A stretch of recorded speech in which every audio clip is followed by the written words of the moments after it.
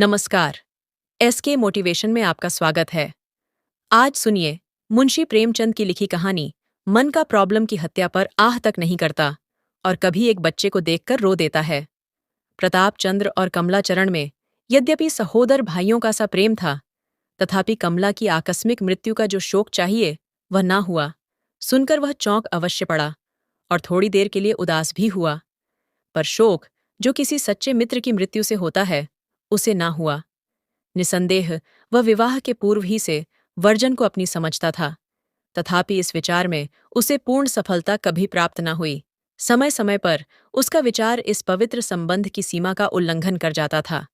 कमलाचरण से उसे कोई प्रेम न था, उसका जो कुछ आदर मान और प्रेम वह करता था, कुछ तो इस विचार से कि विरजन सुनकर प्रसन्न होगी, और इस विचार से कि सुशील की मृत्यु का प्रायश्चित इसी प्रकार हो सकता है। जब विरजन ससुराल चली आई तो अवश्य कुछ दिनों प्रताप ने उसे अपने ध्यान में न आने दिया, परंतु जब से वह उसकी बीमारी का समाचार पाकर बनारस गया था और उसकी भेंट ने विरजन पर संजीवनी बूटी का काम किया था, उसी दिन से प्रताप को विश्वास सा हो गया था कि विरजन के हृदय में कमला ने वह स्थान नहीं पाया जो मेरे लिए नियत था। प्रताप ने विरजन को परम करुणापूर्ण शोक पत्र लिखा, पर पत्र लिखता जाता था और सोचता जाता था कि इसका उस पर क्या प्रभाव होगा। सामान्यतः संवेदना प्रेम को प्रौढ़ करती है।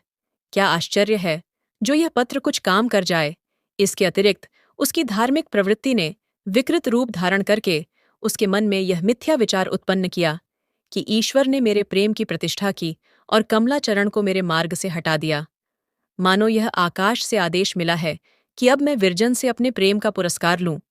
प्रताप यह जो जानता था कि विरजन से किसी ऐसी बात की आशा करना जो सदाचार और सभ्यता से बाल बराबर भी हटी हुई हो, मूर्खता है, परंतु उसे विश्वास था कि सदाचार और सतीत्व के सीमा अंतर्गत यदि मेरी कामनाएं पूरी हो सके तो जन अधिक समय तक मेरे साथ निर्दयता नहीं कर सकती। 1 मास तक यह विचार उसे उद्विग्न करते रहे, यहाँ तक कि उसके मन में विरजन से एक बार गुप्त भेंट करने की प्रबल इच्छा भी उत्पन्न हुई। वह यह जानता था कि अभी वर्जन के हृदय पर तात्कालिक घाव है, और यदि मेरी किसी बात या किसी व्यवहार से मेरे मन की दुश्चेष्टा की गंध निकली तो मैं विरजन की दृष्टि से हमश के लिए गिर जाऊंगा। परंतु जिस प्रकार कोई चोर रुपयों की राशि देखकर धैर्य नहीं रख सकता है, उसकी प्रकार प्रताप अपने मन को न रोक सका। मनुष्य का प्रारब्ध बहुत कुछ अवसर के हाथ से रहता है। अवसर उसे भला नहीं मानता है और बुरा भी। जब तक कमलाचरण जीवित था, प्रताप के मन में कभी इतना सिर उठाने को साहस न हुआ था। उसकी मृत्यु ने मानो उसे यह अवसर दे दिया। ये स्वार्थपता का मद यहाँ तक बढ़ा कि एक दिन उसे ऐसा भस होने लगा मानो वर्जन मुझे स्मरण कर रही है। अपनी व्यग्रता से वह विरजन का अनुमान करने लगा। बनारस जाने का इरादा पक्का हो गया। 2 बजे थे, रात्रि का समय था। भयावह सन्नाटा छाया हुआ था। निद्रा ने सारे नगर पर एक घटा टोप चादर फैला रखी थी। कभी कभी वृक्षों की सनसहट सुनाई दे जाती थी। धुआं और वृक्षों पर एक काली चद्दर की भांति लिपटा हुआ था, और सड़क पर लाल टेने धुएं नम की कालिमा में ऐसी दृष्टिगत होती थी जैसे बादल में छिपे हुए तारे। प्रताप चंद्र रेलगाड़ी पर से उतरा। उसका कलेजा बांसों उछल रहा था और हाथ पांव कांप रहे थे। वह जीवन में पहला ही अवसर था कि उसे पाप का अनुभव हुआ। शोक है कि हृदय की यह दशा अधिक समय तक स्थिर नहीं रहती। वह दुर्गंध मार्ग को पूरा कर लेती है। जिस मनुष्य ने कभी मदिरा नहीं पी, उसे उसकी दुर्गंध से घृणा होती है। जब प्रथम बार पीता है तो घंटे उसका मुख कड़वा रहता है, और वह आश्चर्य करता है कि क्यों लोग ऐसी विषैली और कड़वी वस्तु पर आसक्त हैं। पर थोड़े ही दिनों में उसकी घृणा दूर हो जाती है और वह भी लाल रस का दास बन जाता है। पाप का स्वाद मदिरा से कहीं अधिक भय का था। चंद्र अंधेरे में धीरे धीरे जा रहा था। उसके पांव पैग से नहीं उठते थे, क्योंकि पाप ने उनमें बेड़ियां डाल दी थीं। उस आलादीन पर कोई लक्षण ना था। वह चलते चलते रुक जाता और कुछ सोचकर आगे बढ़ता था। प्रेत उसे पास के खड्डे में कैसा लिए जाता है। प्रताप का सिर धम धम कर रहा था और भय से उसकी पिंडलियों कांप रही थी। सोचता विचार घंटे भर में मुंशी श्यामाचरण के विशाल भवन के सामने जा पहुंचा। आज अंधकार में यह भवन बहुत ही भयावह प्रतीत होता था, मानो पाप का पिशाच सामने खड़ा है। प्रताप दीवार की ओट में खड़ा हो गया, मानो किसी ने उस पांव बांध दिए हैं। आध घंटे तक वह यही सोचता रहा कि लौट चलूं या भीतर जाऊं। यदि किसी ने देख लिया, बड़ा ही अनर्थ होगा। विरजन मुझे देखकर मन में क्या सोचेगी? कहीं ऐसा ना हो कि मेरा यह व्यवहार मुझे सदा के लिए उसकी दृष्टि से गिरा दे। परंतु इन सब संदेहों पर पिशाच का आकर्षण प्रबल हुआ। इंद्रियों के वश में होकर मनुष्य को भले बुरे का ध्यान नहीं रह जाता। उसने चित्त को दृढ़ किया। वह इस कायरता पर अपने को धिक्कार देने लगा। तद घर में पीछे की ओर जाकर वाटिका की चहार दीवारी से फांत गया। वाटिका से घर जाने के लिए एक छोटा सा द्वार था।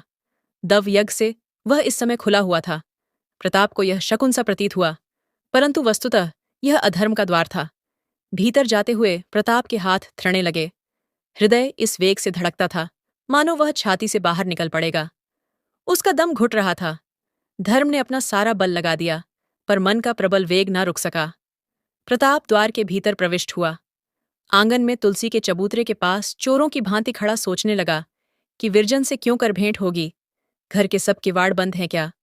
विरजन भी यहां से चली गई।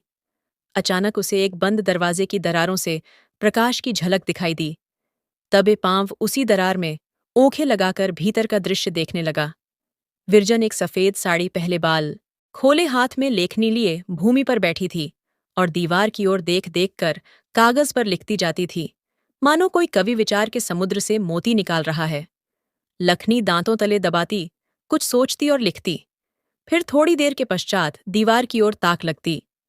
प्रताप बहुत देर तक श्वास रोके हुए यह विचित्र दृश्य देखता रहा। मन उसे बार बार ठोकर देता, पर यह धम्म का अंतिम गढ़ था। इस बार धर्म का पराजित होना मानो हृदय में पिशाच का स्थान पाना था। धर्म ने इस समय प्रताप को उस खड्डे में गिरने से बचा लिया जहां से आमरण उसे निकलने का सौभाग्य न होता। वरन यह कहना उचित होगा कि पाप के खड्डे से बचाने वाला इस समय धर्म न था, वरन दुष्परिणाम और लज्जा का भय ही था। किसी किसी समय जब हमारे सद्भाव पराजित हो जाते हैं, तब दुष्परिणाम का भय ही हमें कर्तव्य होने से बचा लेता है। विरजिन को पीले बदन पर एक ऐसा तेज था जो उसके हृदय की स्वच्छता और विचार की उच्चता का परिचय दे रहा था। उसके मुखमंडल की उज्ज्वल और दृष्टि की पवित्रता में वह अग्नि थी जिसने प्रताप की दुश्चटाहों को क्षण मात्र में भस्म कर दिया। उसे ज्ञान हो गया और अपने आत्मिक पतन पर ऐसी लज्जा उत्पन्न हुई कि वहीं खड़ा रोने लगा। इंद्रियों ने जितने निकृष्ट विकार उसके हृदय में उत्पन्न कर दिए थे, वे सब इस दृश्य ने इस प्रकार लोप कर दिए जैसे उजाला अंधेरे को दूर कर देता है। इस समय उसे यह इच्छा हुई कि वर्जन के चरणों पर गिरकर अपने अपराधों की क्षमा मांगे, जैसे किसी महात्मा सन्यासी के सम्मुख जाकर हमारे चित्त की दशा हो जाती है। उसकी प्रकार प्रताप के हृदय में स्वतः प्रायश्चित के विचार उत्पन्न हुए। पिशाच यहां तक लाया, पर आगे न ले जा सका। वह उलटे पांवों फिरा और ऐसी तीव्रता से वाटिका में आया और चार दीवारी से कछा, मानो उसका कोई पीछा करता है। अरुणोदय का समय हो गया था। आकाश में तारे झिलमिला रहे थे और चक्की का घुर-घुर शब्द रकण गोचर हो रहा था। प्रताप पांव दबाता मनुष्य की खें बचाता गंगा जी की ओर चला। अचानक उसने सिर पर हाथ रखा तो टोपी का पता न था और जेब जेब में घड़ी ही दिखाई दी। उसका कलेजा सन्न से हो गया। मुहैन से एक हृदय वेदक आह निकल पड़ी। कभी कभी जीवन में ऐसी घटना हो जाती है जो क्षण मात्र में मनुष्य का रूप पलट देती है। कभी माता पिता की एक तिरछी चितवन पुत्र को सुयश के उच्च शिखर पर पहुंचा देती है और कभी स्त्री की एक शिक्षा पति के ज्ञान चक्षु को खोल देती है। गर्वशल पुरुष अपने सगोटॉम गंगा किनारे आकर बैठा और शोक तथा लज्जा के अश्रु प्रवाहित करने लगा। मनोविकार की प्रेरणा होने उसकी अधोगति में कोई कसर उठा न रखी थी, परंतु उसके लिए यह कठोर कृपालु गुरु की ताड़ना प्रमाणित हुई। क्या यह अनुभव सिद्धव नहीं है कि विश्व भी समयानुसार अमृत का काम करता है? जिस प्रकार वायु का झोंका सुलगती हुई अग्नि को दहका देता है, उसी प्रकार बहुधा हृदय में दबे हुए उत्स ऊह को भड़काने के लिए किसी बाह्य उद्योग की आवश्यकता होती है। अपने दुखों का अनुभव और दूसरों की आपत्ति का दृश्य बहुधा वह वैराग्य उत्पन्न करता है जो सत्संग, अध्ययन और मन की प्रवृत्ति से भी संभव नहीं। यद्यपि प्रताप चंद्र के मन में उत्तम और निस्वार्थ जीवन व्यतीत करने का विचार पूर्व ही से था, तथापि मनोविकार के धक्के ने वह काम एक ही क्षण में पूरा कर दिया, जिसके पूरा होने में वर्ष लगते साधारण दशाओं में जाति सेवा उसके जीवन का एक गौण कार्य होता, परंतु इस चेतावनी ने सेवा को उसके जीवन का प्रधान उद्देश्य बना दिया। सुवा की हार्दिक अभिलाषा पूर्ण होने के सामान पैदा हो गए। क्या इन घटनाओं के अंतर्गत कोई अज्ञात प्रेरक शक्ति थी? कौन कह सकता है। आप सुन रहे थे मुंशी प्रेमचंद की लिखी कहानी मन का प्रॉब्लम। आई कहानी अच्छी लगी हो तो लाइक, सब्सक्राइब और शेयर करें अपने दोस्तों को, और कमेंट में हमें बताइए कि आपको कौन सी कहानी सुननी है मुंशी प्रेमचंद जी के। धन्यवाद।